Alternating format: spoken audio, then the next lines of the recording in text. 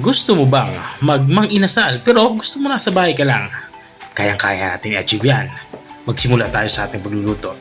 Unang gagawin natin ay gagawa tayo ng ating pang-marinade. Naglagay ako ng toyo dito, saka suka.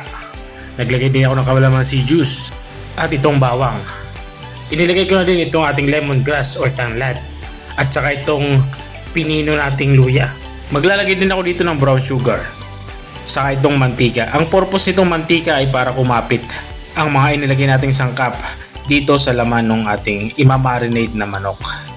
At matapos ko nga ilagay ang lahat ng ating pang-marinade na sangkap ay haluin ko lang ito ng maigi. At nang mahalo na ay ilalagay na natin itong ating manok. Bali nga 6 na pirasong quarter leg yung ating imamarinade dito. Kaya medyo madami din yung aking ginawang pang-marinade na sauce. Lalamas-lamasin ko lang itong ating mga imamarinade na manok para mas kumapit yung ating mga inilagay na sangkap dito sa laman ng manok. At nang matapos ko nga itong lamasin ng maigi ay tabi muna natin. I-marinate natin ito for at least 1 oras kung nagmamadali kayo. Kumuha ako ng kawali, nilagyan ko ito ng mantika at naglagay na din ako ng atsuete. Dito ay gagawa tayo ng chicken oil. Dahil nga wala akong nabiling taba ng manok sa palengke, gagawa na lang natin ng paraan para makagawa tayo ng chicken oil. Naglagay ako ng kalahating chicken cube saka 1 dahon ng laurel. Ito yung magiging sangkap natin sa chicken oil. At kapag ganito na itsura ay pwede na yan. Tabihin muna natin. Ang gagamitin nga natin sa pagluluto ng chicken inasal ay itong ating air fryer. Dito ay maglalagay na tayo ng 3 piraso muna. 6 na piraso kasi ito ating lulutuin. At para naman hindi overcrowded yung ating inilulutong chicken inasal.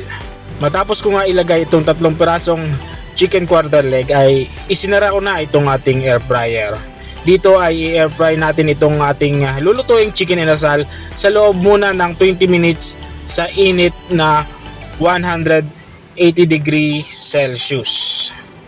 Kung nakikita nyo, sineset ko yung ating air fryer.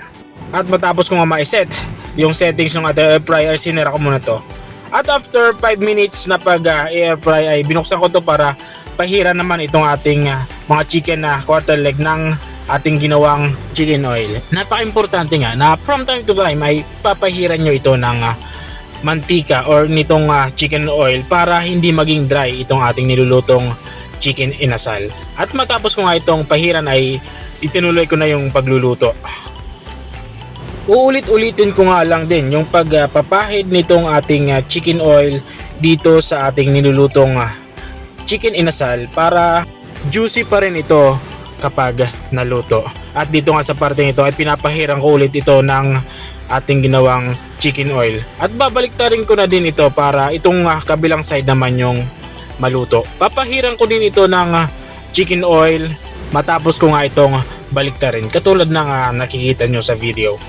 Uulit-ulitin ko nga itong ganitong proseso hanggang sa maluto itong ating nilulutong chicken inasal. At kung nanonood ka pa rin hanggang dito sa kalagitnaan ng aking video, ibig sabihin ay nag-i-enjoy ka. Pwede mo naman i-comment kung taga saan ka para alam ko kung hanggang saan umabot ang aking video. At dito nga sa parting ito ay naluto na yung ating first batch ng chicken inasal. Kitang-kito nyo naman, napaka-perfect nga na pagkakaluluto natin. Kumbaga pwede na itong makipagsabayan sa isang sikat na chicken inasal dito sa atin, di ba? So iluluto ko na din yung ating second batch ng ating ginagawang chicken inasal. Ganon din yung proseso na gagawin natin. Lalagyan din natin ito ng chicken oil habang ito ay niluluto. At matapos nga ng ilang minutong pagluluto, ito na.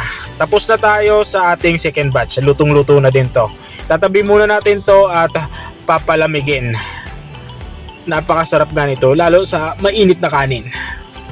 At ito na nga, ready to serve na nga itong ating chicken inasal and air fryer.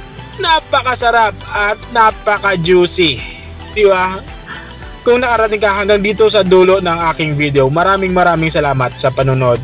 At kung nagustuhan mo naman to, baka pwede mo naman tong i-share. Hanggang sa muli, bye-bye!